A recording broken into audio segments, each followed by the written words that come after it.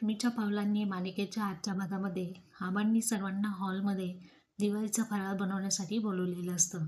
त्यामध्ये रोहिणी आणि नैना या दोघी सोडून बाकीचे सर्वजण आनंदाने फराळ बनवू लागलेले असतात.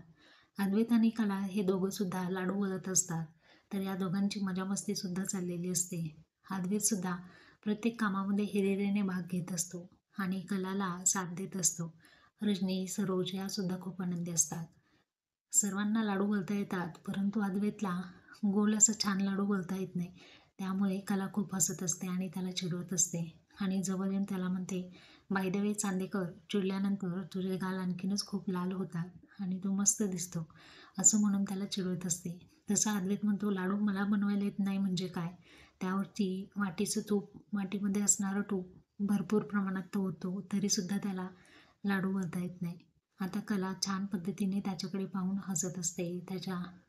कला आणि अद्वैत यांच्या या गमती जमती लाडू वळताना